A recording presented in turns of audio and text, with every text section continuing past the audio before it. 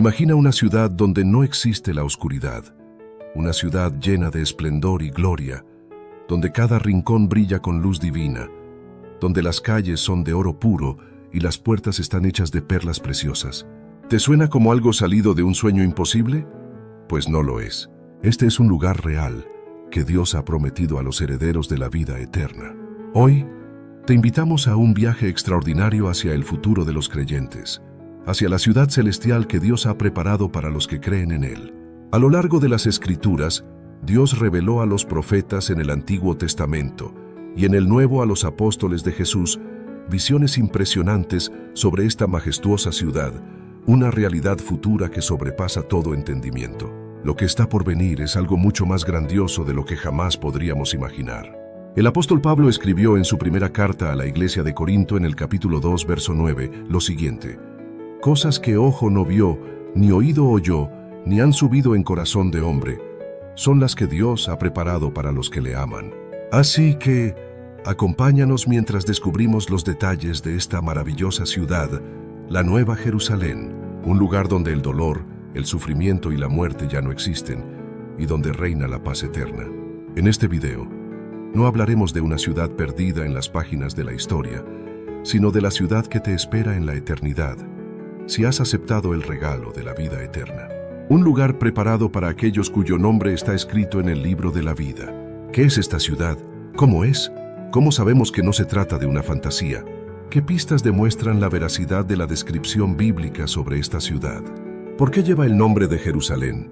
Y lo más importante, ¿cómo puedes asegurarte de que tu nombre esté inscrito en el libro de la vida, en donde figuran los nombres de aquellos que la han de heredar? Todo eso y más lo descubriremos hoy. Quédate hasta el final y explora los detalles de esta maravillosa promesa. Antes de continuar, te invitamos a colaborar dándole like a este video para que llegue a otros y suscríbete al canal si aún no lo estás. El Nuevo Testamento está lleno de promesas divinas que no solo apuntan a la transformación de la vida presente, sino que abren una ventana a una realidad eterna, donde la herencia celestial espera a aquellos que han recibido a Jesús como su Señor y Salvador. Esta herencia incorruptible no es simplemente un destino físico, sino un reflejo de la abundante gracia de Dios y de su amor eterno hacia aquellos que se convierten en sus hijos por medio de la fe. El Evangelio de Juan nos ofrece una promesa asombrosa en Juan 1:12. Mas a todos los que le recibieron, a los que creen en su nombre, les dio potestad de ser hechos hijos de Dios. Aquí vemos que el simple acto de recibir a Jesús, de confiar en Él y en su obra redentora, nos da una identidad nueva y poderosa, hijos de Dios. No es simplemente una relación distante entre el Creador y sus criaturas, sino una unión familiar cercana. En el antiguo mundo grecorromano, ser hijo significaba tener derecho a la herencia del Padre, y Juan evoca esa imagen cuando habla de nuestra filiación con Dios. Aquellos que creen en el nombre de Jesús no son solamente adoptados, sino que son hechos legítimos herederos de las promesas eternas. El concepto de herederos en la Escritura no es simbólico, es una realidad espiritual que tiene un impacto profundo. En la Biblia, ser heredero implica recibir todas las bendiciones, promesas y riquezas que Dios tiene para sus hijos. No es algo pasajero ni temporal. Es una herencia eterna, reservada para aquellos que reciben la potestad de ser llamados hijos de Dios por creer en Jesús. En Romanos 8:17, Pablo añade más profundidad a este concepto. Y sí, hijos, también herederos, herederos de Dios y coherederos con Cristo, si es que padecemos juntamente con Él, para que juntamente con Él seamos glorificados. Aquí, el apóstol nos recuerda que no solo somos herederos de Dios, sino que también somos coherederos con Cristo. Este pasaje nos revela un principio importante. La herencia celestial no es independiente del Hijo de Dios, sino que está completamente entrelazada con Él. Ser coherederos con Cristo significa que compartimos tanto en su sufrimiento como en su gloria. Este camino implica una identificación con Jesús no solo en sus bendiciones, sino también en el sufrimiento. Pablo lo dice claramente, si es que padecemos juntamente con Él.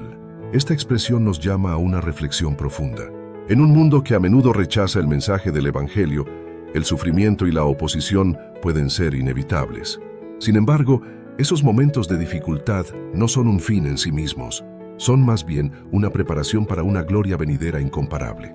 Cristo, quien sufrió en la cruz y luego fue exaltado a la diestra de Dios, nos advierte que en este mundo tendremos aflicción, pero nos anima a confiar, pues Él ha vencido al mundo. Juan 16:33. Si caminamos con Él en las pruebas de la vida, también compartiremos en su exaltación.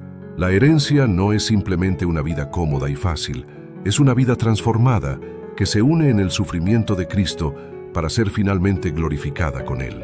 Esto nos recuerda que nuestra esperanza está anclada en algo mucho más grande que el momento presente.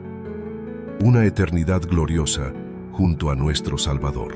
En Romanos 8:32, Pablo continúa con una de las declaraciones más poderosas acerca del amor de Dios hacia nosotros. El que no escatimó ni a su propio Hijo, sino que lo entregó por todos nosotros, ¿cómo no nos dará también con Él todas las cosas? Este versículo encapsula la magnitud del sacrificio de Dios y de su voluntad para bendecirnos abundantemente. Si Dios, en su amor incondicional, no retuvo ni siquiera a su propio Hijo, entregándolo a la muerte en la cruz, ¿cómo no nos dará también todas las cosas junto con Él? Aquí, Pablo nos invita a una confianza absoluta en la generosidad de Dios. No se trata solo de una promesa abstracta, sino de una realidad tangible que ya ha sido demostrada en la historia. La entrega de Jesús en la cruz es la garantía de que Dios está dispuesto a darnos todo lo que necesitamos para disfrutar de nuestra herencia en los cielos. La herencia no se limita a lo que podemos ver o experimentar en esta vida, se extiende a una eternidad donde Dios promete todas las cosas, donde las riquezas de su gracia serán derramadas sobre nosotros sin medida. La Biblia utiliza el término herencia incorruptible para describir este glorioso futuro que espera a los creyentes. En 1 Pedro 1:4 se nos dice que esta herencia es incorruptible, incontaminada e inmarcesible, reservada en los cielos para vosotros. Aquí, Pedro subraya tres características cruciales de nuestra herencia celestial. En primer lugar, es incorruptible, lo que significa que no puede ser destruida ni afectada por el tiempo o el pecado. No es como las riquezas terrenales que se desvanecen o pierden su valor. En segundo lugar, es incontaminada, lo que significa que no puede ser manchada por las imperfecciones del mundo. Es pura y perfecta, tal como Dios la ha preparado. Finalmente, es inmarcesible, lo que implica que nunca perderá su belleza o esplendor. A diferencia de las cosas terrenales que eventualmente se marchitan, nuestra herencia celestial será gloriosa para siempre. Pedro asegura a los creyentes que esta herencia está reservada en los cielos. No es algo que está en riesgo de perderse o desaparecer, está guardada por Dios mismo. Esto es parte de la promesa eterna de Dios para todos los que son sus hijos. Aunque nuestra herencia celestial es futura, su promesa tiene un impacto directo en nuestra vida presente. Saber que somos herederos de Dios y coherederos con Cristo transforma nuestra perspectiva. Nos da esperanza en medio de las dificultades, porque sabemos que lo que enfrentamos aquí es temporal comparado con la gloria que nos espera. Nos motiva a vivir de acuerdo con nuestra nueva identidad como hijos de Dios, reflejando su amor, justicia y misericordia en todo lo que hacemos. Además, nos ayuda a mantener los ojos en lo eterno, recordándonos que las cosas de este mundo son pasajeras, pero la promesa de Dios es eterna e incorruptible. Ahora bien, si Dios ha prometido una herencia eterna y gloriosa, ¿cómo podemos estar seguros de que cumplirá su palabra? Para responder a esta pregunta, miremos más de cerca su fidelidad a lo largo de la historia. Una fidelidad que no solo fue prometida, sino que ha sido demostrada una y otra vez. En la Biblia, la fidelidad de Dios es un tema central que atraviesa tanto el Antiguo como el Nuevo Testamento. A lo largo de las Escrituras, Dios se revela como aquel que cumple cada palabra que ha dicho. Su carácter inmutable asegura que lo que Él declara será llevado a cabo sin falta, y que sus promesas son tan firmes y verdaderas como su propia naturaleza. En su soberanía, hace todo lo que quiere, y en su omnipotencia, nada hay imposible para Él. En un mundo donde la incertidumbre y la inconsistencia son comunes, las Escrituras nos presentan un Dios cuya palabra es inquebrantable, una roca firme en medio de cualquier tormenta. Isaías 46, 9-10 es uno de los pasajes clave que nos recuerdan la soberanía y la fidelidad de Dios. Acordaos de las cosas pasadas desde los tiempos antiguos, porque yo soy Dios y no hay otro Dios, y nada hay semejante a mí, que anuncio lo por venir desde el principio, y desde la antigüedad lo que aún no era hecho, que digo, mi consejo permanecerá, y haré todo lo que quiero. Este texto encapsula 3 grandes enseñanzas acerca de la fidelidad de Dios, y es un recordatorio de que lo que Él ha dicho, lo hará.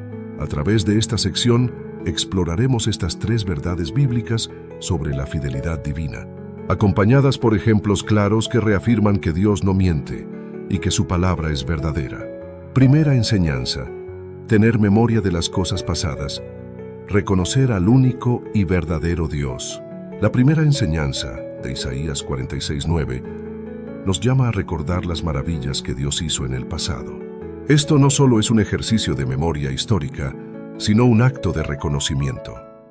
Cuando recordamos las obras poderosas de Dios, somos capaces de ver con mayor claridad su carácter inmutable y fiel. El pasaje de Números 23:19 lo reafirma. Dios no es hombre para que mienta, ni hijo de hombre para que se arrepienta. Él dijo, ¿y no hará? ¿Habló, y no lo ejecutará? Este texto establece un contraste claro entre la naturaleza humana y la divina. Los seres humanos, por nuestra naturaleza imperfecta por causa del pecado, podemos fallar en cumplir nuestras promesas. Pero Dios no es como el hombre. Cuando Él habla, su palabra se cumple sin falta. A través de la historia de Israel, Dios demostró repetidamente su fidelidad, especialmente en la liberación del pueblo del cautiverio de Egipto y su entrada a la tierra prometida.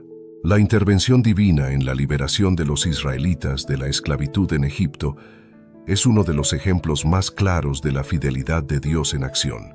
Las 10 plagas con las que Dios juzgó a Egipto, narradas en el libro de Éxodo capítulos 7 a 12, fueron una demostración palpable de su poder y de su compromiso con su pueblo.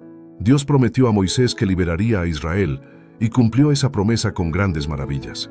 La apertura del Mar Rojo, narrada en Éxodo 14, es otro ejemplo inolvidable. Cuando el ejército egipcio perseguía a los israelitas, Dios partió las aguas para permitir su paso seguro. Este evento no solo liberó a su pueblo, sino que también reafirmó su poder supremo sobre la naturaleza y sobre las naciones. La conquista de la tierra prometida fue el cumplimiento de una promesa hecha siglos antes a Abraham. Dios no solo liberó a su pueblo, sino que los llevó a una tierra que fluye leche y miel, tal como había prometido. Éxodo 3:8. Estos actos no son solo historias del pasado, son recordatorios eternos de que Dios siempre cumple lo que dice y que podemos confiar en su palabra sin vacilar. Recordar estas maravillas nos invita a reconocer que el Dios de ayer sigue siendo el mismo Dios de hoy. Segunda enseñanza: Dios anuncia lo por venir desde el principio.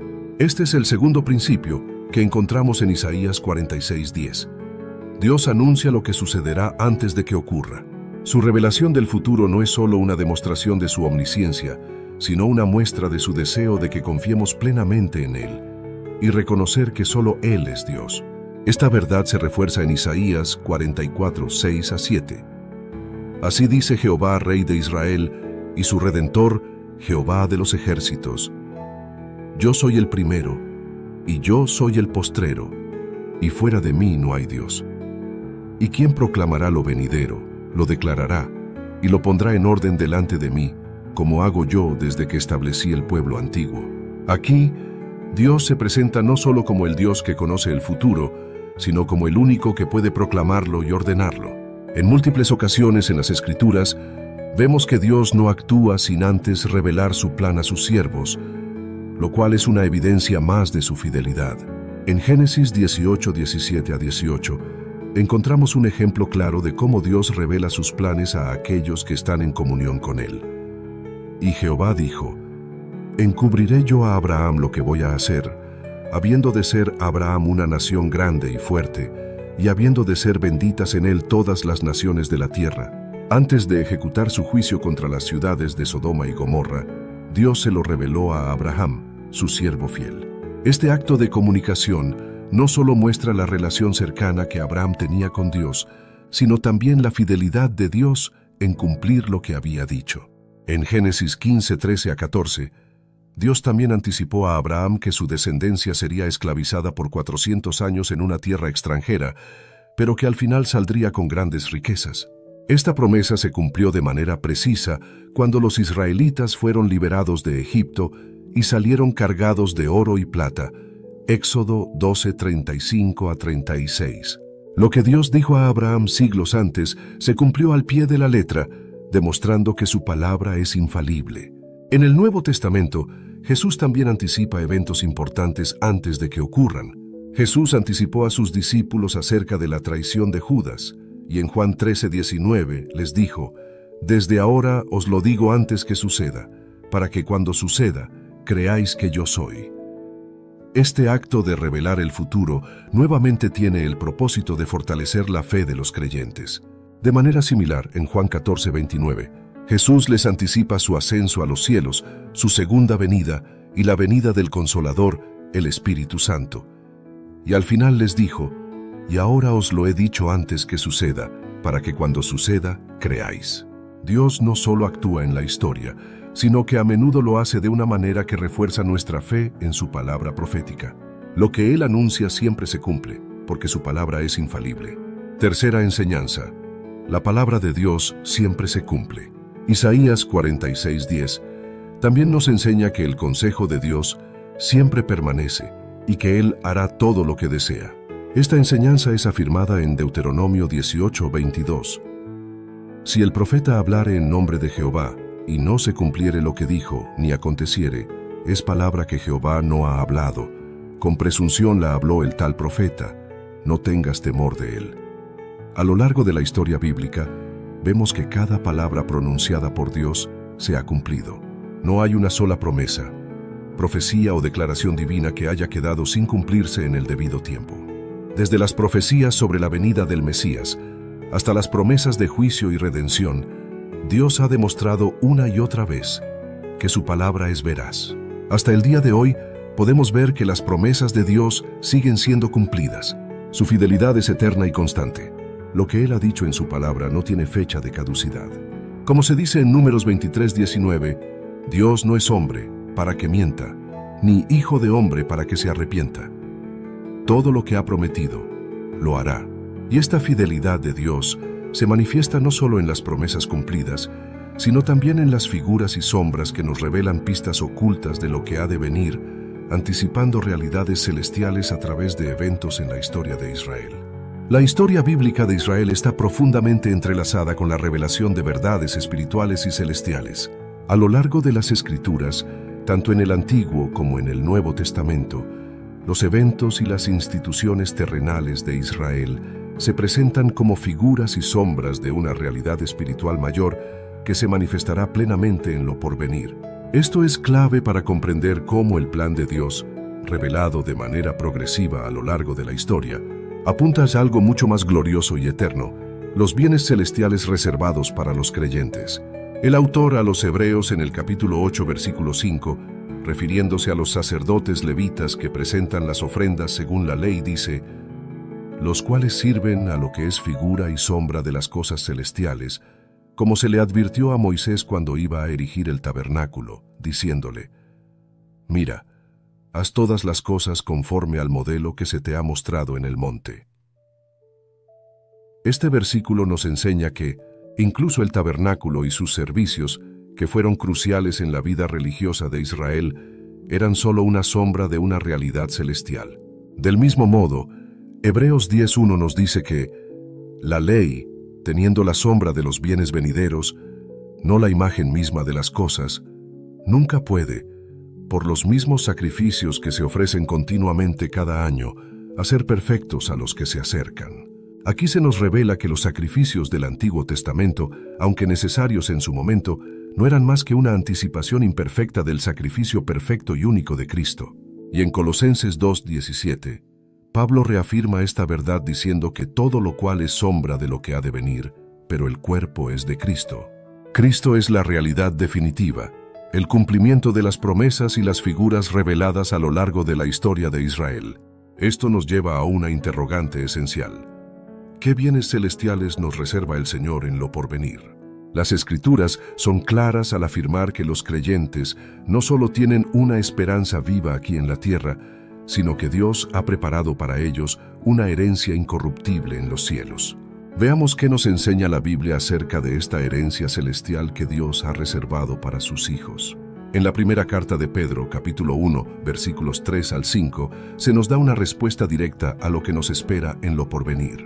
Bendito el Dios y Padre de nuestro Señor Jesucristo, que según su grande misericordia, nos hizo renacer para una esperanza viva, por la resurrección de Jesucristo de los muertos, para una herencia incorruptible, incontaminada e inmarcesible, reservada en los cielos para vosotros, que sois guardados por el poder de Dios mediante la fe, para alcanzar la salvación que está preparada para ser manifestada en el tiempo postrero.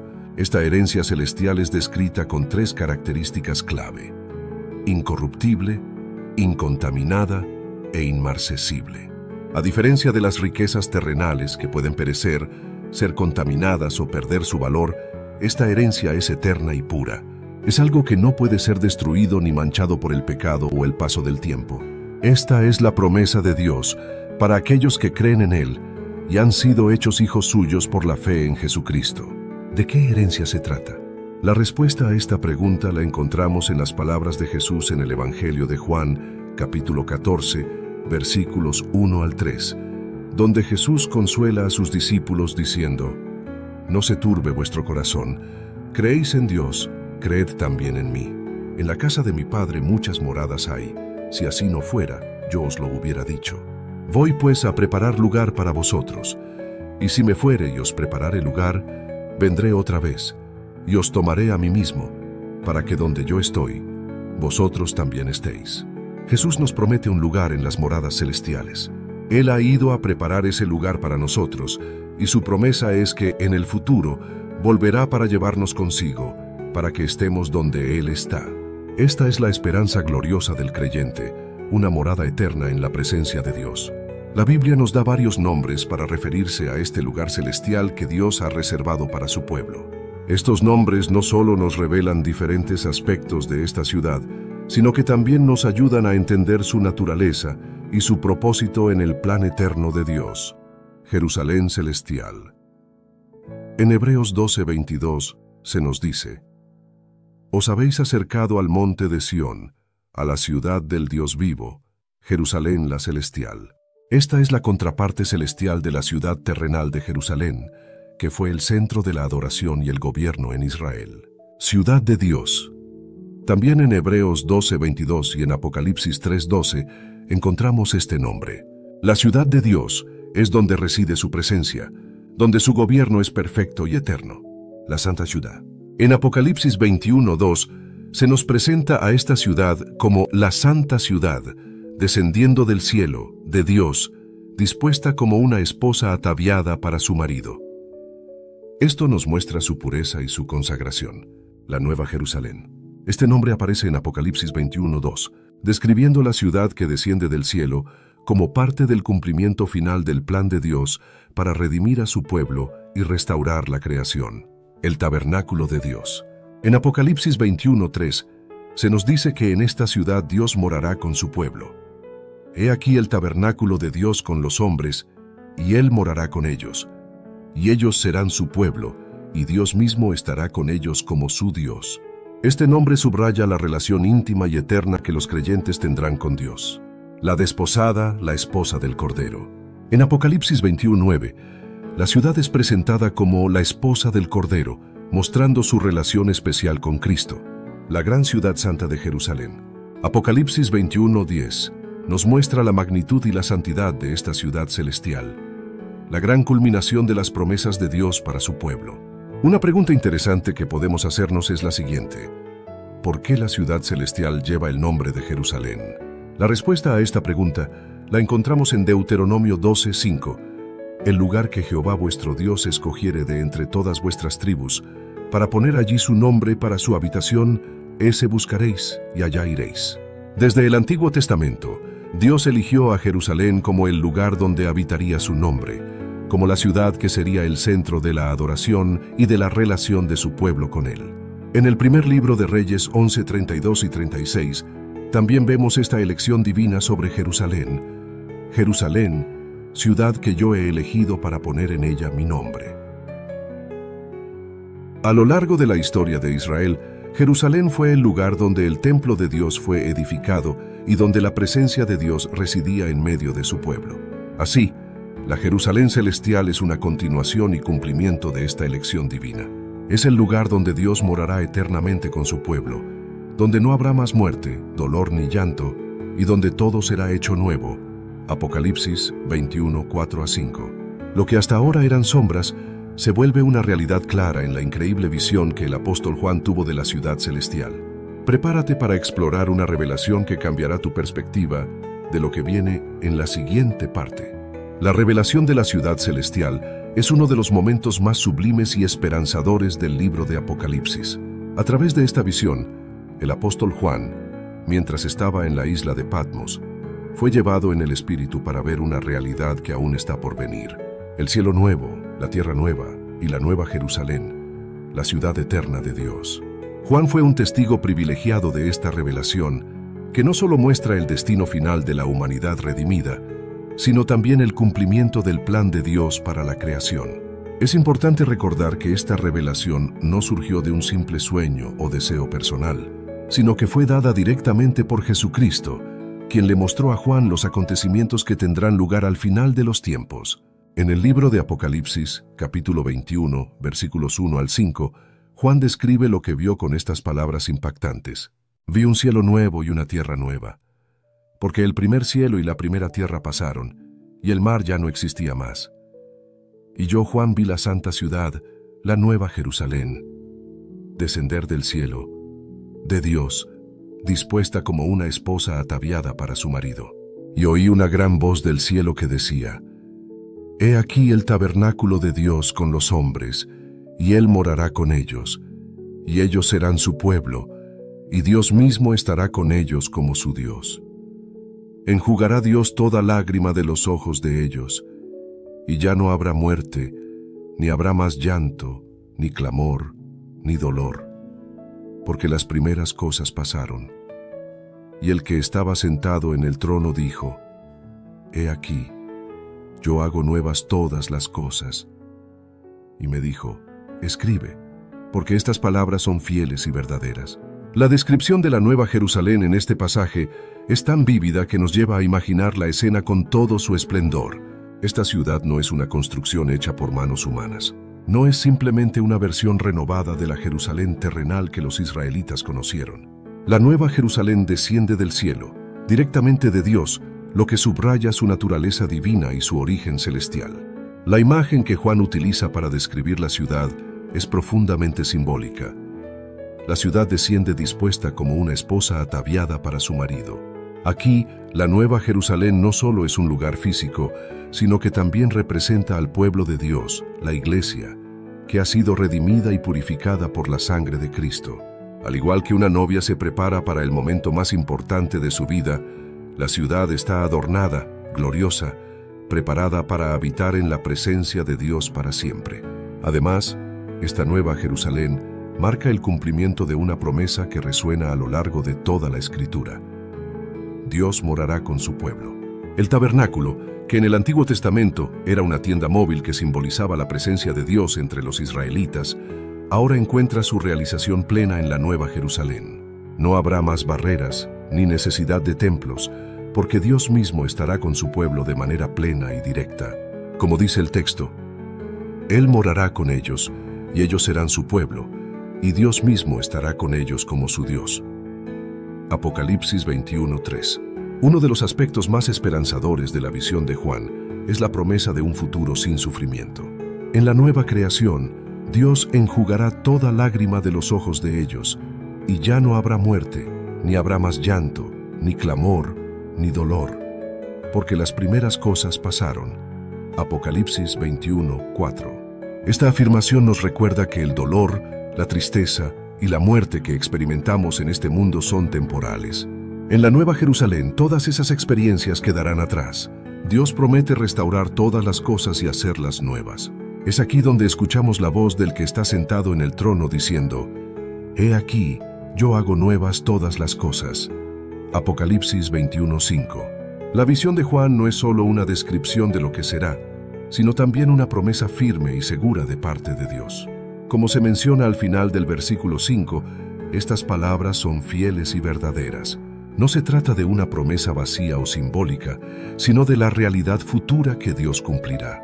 Para darnos una visión más detallada de la ciudad, el apóstol Juan fue llevado por un ángel a un lugar especial. En Apocalipsis 21, 9 a 11 se describe este momento clave. Vino entonces a mí uno de los 7 ángeles que tenían las 7 copas llenas de las 7 plagas postreras, y habló conmigo diciendo: Ven acá, yo te mostraré la desposada, la esposa del Cordero. Y me llevó en el espíritu a un monte grande y alto, y me mostró la gran ciudad, la santa Jerusalén, que descendía del cielo, de Dios, teniendo la gloria de Dios.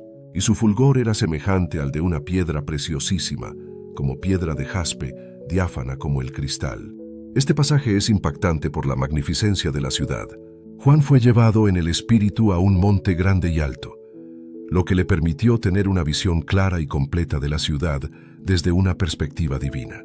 La ciudad no solo era gloriosa, sino que tenía la gloria misma de Dios.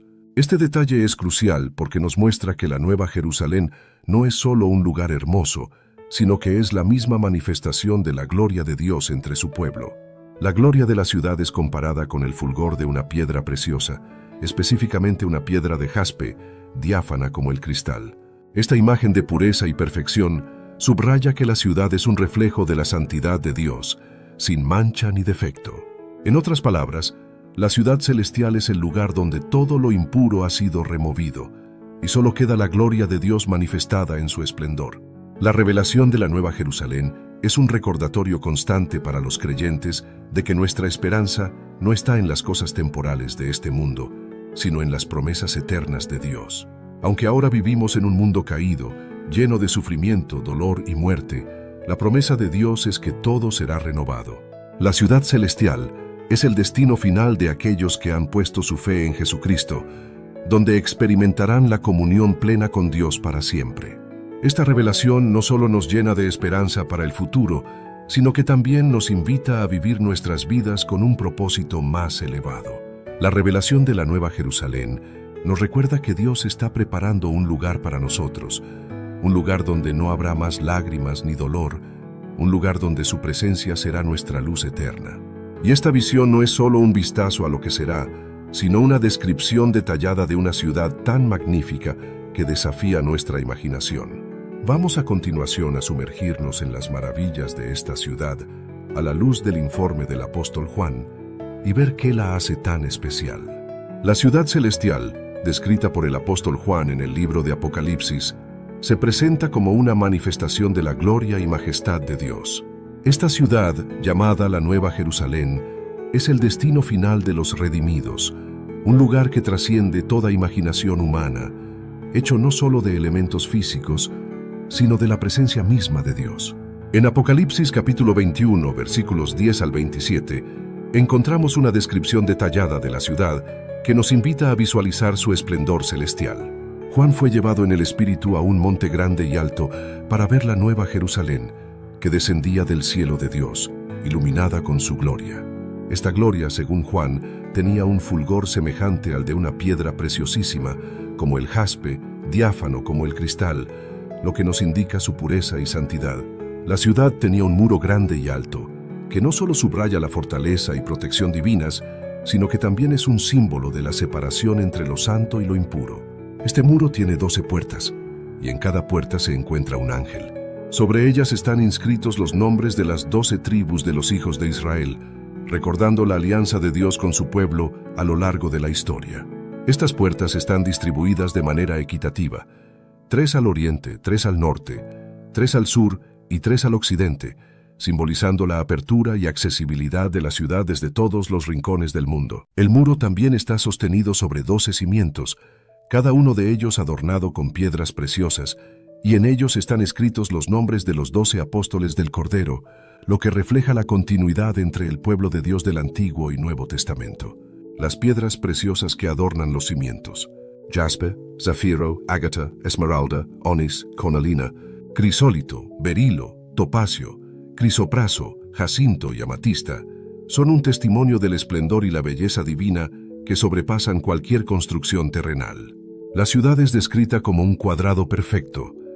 Su longitud, altura y anchura son iguales, lo que refuerza la idea de perfección y simetría divina.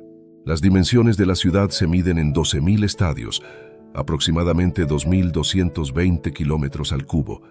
Es una maravilla inimaginable, una ciudad con más de 2.000 kilómetros de altura. Y el muro mide 144 codos, alrededor de 65 metros, lo que denota una magnitud impresionante. Además, la ciudad misma es de oro puro, semejante al vidrio limpio, y los cimientos del muro están adornados con las mencionadas piedras preciosas. Las 12 puertas, que también son un símbolo de perfección, son cada una hechas de una sola perla, lo que da a entender la pureza y el valor infinito del acceso a esta ciudad. En cuanto a las calles, están hechas de oro puro, transparente como vidrio, lo que subraya la riqueza espiritual de la ciudad. Un detalle significativo de la Nueva Jerusalén es que no hay templo en ella, ya que el Señor Dios Todopoderoso y el Cordero son el templo. La comunión con Dios será directa, sin la necesidad de un lugar de culto físico, lo cual resalta la cercanía y la relación plena entre Dios y su pueblo. La gloria de Dios ilumina la ciudad, por lo que no necesita del sol ni de la luna. Aquí, el Cordero es la lumbrera, lo que subraya el papel central de Cristo como fuente de toda luz y vida. En esta ciudad, las naciones que hayan sido salvas caminarán en su luz, y los reyes de la tierra traerán su gloria a ella.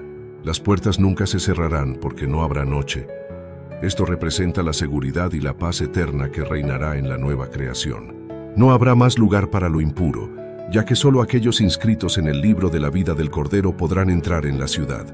En el capítulo 22 de Apocalipsis, Juan continúa describiendo la ciudad y nos ofrece un vistazo aún más profundo de cómo será la vida en ella. En el versículo 1, Juan nos dice que vio un río limpio de agua de vida, que resplandecía como cristal, fluyendo desde el trono de Dios y del Cordero.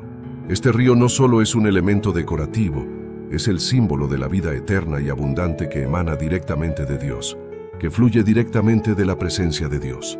A ambos lados del río está el árbol de la vida, un árbol que produce 12 frutos, dando cada mes su fruto, asegurando una provisión constante e inagotable.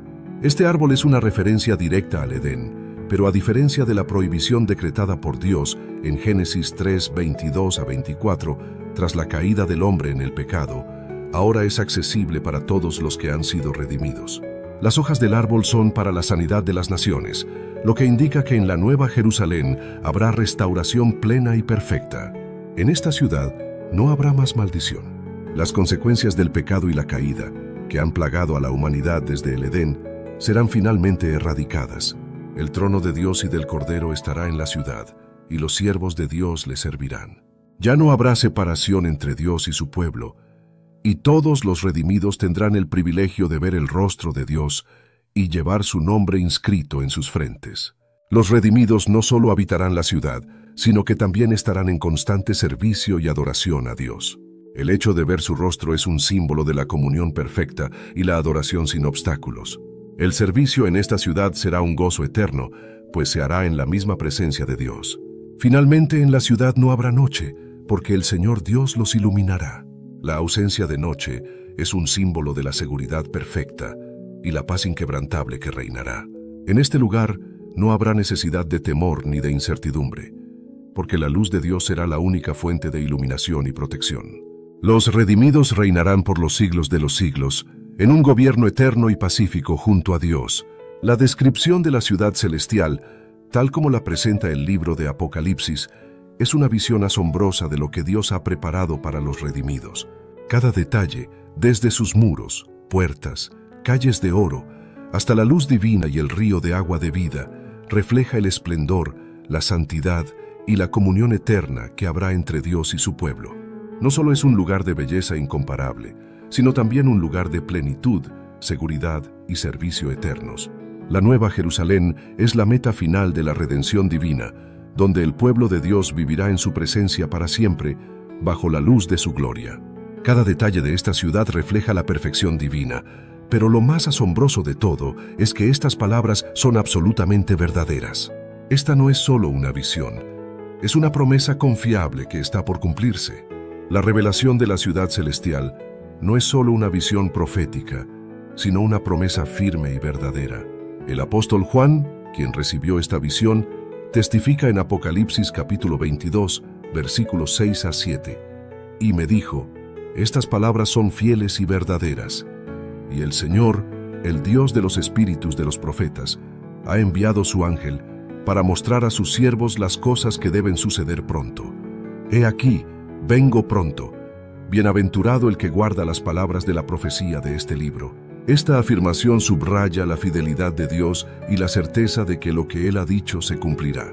La revelación de la Nueva Jerusalén es un recordatorio de que la palabra de Dios siempre se cumple, y aquellos que guardan su palabra son llamados bienaventurados. La historia bíblica de Israel está llena de símbolos y figuras que apuntan a las realidades celestiales descritas en el Nuevo Testamento. A través de su relación con el pueblo de Israel, Dios reveló pistas que prefiguraban el destino final de la humanidad y su plan de redención. Estos paralelos entre el Antiguo y el Nuevo Testamento nos muestran que los acontecimientos de Israel eran figuras y sombras de las cosas celestiales. En el Antiguo Testamento, Dios llamó a Abraham para que dejara su tierra natal, Ur de los Caldeos, con la promesa de darle una nueva tierra para él y su descendencia. Génesis 12:1, 15:7. Esto simboliza la herencia futura que Dios ha prometido a su pueblo. En el Nuevo Testamento, Dios ha prometido nuevos cielos y nueva tierra para los creyentes, un lugar donde la presencia de Dios habitará para siempre. Apocalipsis 21:1. Dios liberó a Israel de la esclavitud en Egipto en el Antiguo Testamento. Éxodo capítulos 3, versículos 7 a 10 y 12, 37 a 39. Esta liberación prefiguraba la liberación espiritual que vendría a través de Cristo. En el Nuevo Testamento, Jesús declara que todo aquel que lo sigue es liberado de la esclavitud del pecado. Juan 8:31 a 36, mostrando que la verdadera libertad es espiritual y eterna. Israel pasó 40 años en el desierto antes de entrar en la tierra prometida, y durante ese tiempo, Dios estuvo con ellos, guiándolos y proveyendo para sus necesidades. Deuteronomio 29:5, Éxodo 13:21 a 22. En el Nuevo Testamento, los creyentes viven en este mundo como peregrinos antes de heredar su herencia celestial. Durante este tiempo, están llamados a ser luz y sal en el mundo. Juan 17:18. Mateo 5:13, mientras esperan la plena manifestación del reino de Dios.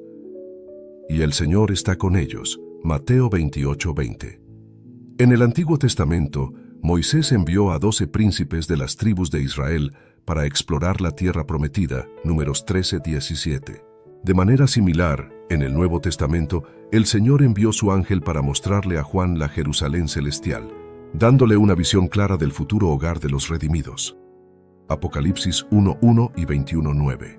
Israel tuvo que combatir a los pueblos que habitaban la tierra prometida para heredarla, Deuteronomio 20:16 a 18 y Josué 15:13 a 17. En el Nuevo Testamento la victoria ya ha sido ganada por Cristo. A los creyentes se les dice que el que venciere heredará todas las cosas, Apocalipsis 21:7, y que en Cristo somos más que vencedores, Romanos 8:37, asegurando la herencia celestial para aquellos que permanecen fieles. En el Antiguo Testamento, las propiedades en la tierra prometida podían corromperse. Levítico 14:34 a 45, lo que simbolizaba la corrupción del mundo físico. Sin embargo, en el Nuevo Testamento, la herencia de los creyentes es incorruptible, incontaminada e inmarcesible. 1 Pedro 1:3 a 5. Y la Nueva Jerusalén será un lugar donde no habrá corrupción ni contaminación. La lepra en las personas y la muerte eran realidades en el Antiguo Testamento, Levítico 13. Pero en el Nuevo Testamento, en la ciudad celestial, no habrá más dolor ni muerte. Apocalipsis 21:4. Ya que Dios erradicará para siempre las consecuencias del pecado. En la tierra prometida, Israel enfrentaba la bendición en un monte y la maldición en otro. Deuteronomio 11:29. Esto representaba la lucha constante entre el bien y el mal. En el Nuevo Testamento, se nos dice que en la ciudad celestial no habrá más maldición. Apocalipsis 22:3. Ya que la presencia de Dios será el centro de todas las cosas. y el mal habrá sido completamente eliminado. En el Antiguo Testamento, Moisés envió a 12 espías a reconocer la tierra de Canaán para evaluar sus características y el fruto del país. Números 13, 17 a 20. En el Nuevo Testamento, un ángel del Señor llevó a Juan en el Espíritu a un monte grande y alto para mostrarle la Jerusalén celestial. Apocalipsis 21, 9 a 10. Llegando a observar las características y el fruto de la ciudad. En Apocalipsis 22, 1 a 2, se le muestra el río de agua de vida y el árbol de la vida con sus frutos, lo que indica que la Nueva Jerusalén será un lugar de abundancia eterna. Además, Jesús advierte a Juan sobre su pronta venida en Apocalipsis 22, 7. En el Antiguo Testamento, solo entraron a la tierra prometida aquellos que estaban inscritos en el censo hecho por Moisés y el sacerdote Eleazar, Números 26, 63 a 65. De manera similar, en el Nuevo Testamento, solo aquellos que están inscritos en el libro de la vida del Cordero entrarán en la ciudad celestial. Apocalipsis 21, 27. Esto refleja que solo los que pertenecen a Cristo tendrán acceso a la gloria eterna. La fidelidad y veracidad del relato bíblico sobre la ciudad celestial están respaldadas por el cumplimiento de la palabra de Dios a lo largo de la historia de Israel y en las revelaciones del Nuevo Testamento. Desde las promesas hechas a Abraham hasta las visiones de Juan, Dios ha demostrado que su palabra es verdadera y se cumple fielmente. La ciudad celestial, tal como mencionado antes, es el destino final de los redimidos, un lugar sin corrupción, dolor ni muerte, donde la presencia de Dios será la luz y el sustento eterno. La historia bíblica del pueblo de Israel es una figura de lo que está por venir, y en Cristo, los creyentes reciben la promesa de una herencia incorruptible en la Nueva Jerusalén, donde reinarán con Él por los siglos de los siglos. Si esta promesa es tan real como todo lo que Dios ha cumplido hasta ahora, entonces la pregunta más importante es, ¿estás listo para recibirla? Ya sea que creas o no, esta invitación es para ti. Si has llegado hasta aquí y aún no has recibido a Jesús como tu Señor y Salvador, quizás te preguntes, ¿qué necesito hacer para tener mi nombre inscrito en el libro de la vida? La respuesta es sencilla y poderosa. La Biblia dice en Romanos 10, 8 a 10, cerca de ti está la palabra, en tu boca y en tu corazón. Esta es la palabra de fe que predicamos, que si confesares con tu boca que Jesús es el Señor, y creyeres en tu corazón que Dios le levantó de los muertos, serás salvo. Porque con el corazón se cree para justicia, pero con la boca se confiesa para salvación. Esta es una invitación a la vida eterna, a un lugar celestial. Hoy puedes tomar la decisión de recibir a Jesús, confiar en Él y seguirle. Si ya eres creyente, queremos dejarte una palabra de ánimo. En Apocalipsis 3:21, el Señor promete, al que venciere le daré que se siente conmigo en mi trono, así como yo he vencido y me he sentado con mi Padre en su trono. Esto nos recuerda que la victoria ya ha sido ganada por Cristo y que nuestra perseverancia y fidelidad serán recompensadas en la eternidad. Mantente firme, sabiendo que nos espera la vida eterna en la ciudad celestial. Gracias por asistir. Esperamos que este video te haya sido de utilidad. Si es así, te invitamos a colaborar dándole like, para que YouTube lo recomiende a más personas a las que puede ser de bendición. Compártelo con tus amigos para que también puedan recibir esta enseñanza. Suscríbete al canal para estar al tanto de los próximos contenidos y coméntanos qué te ha parecido este viaje a la ciudad celestial. Que Dios te bendiga y te guarde.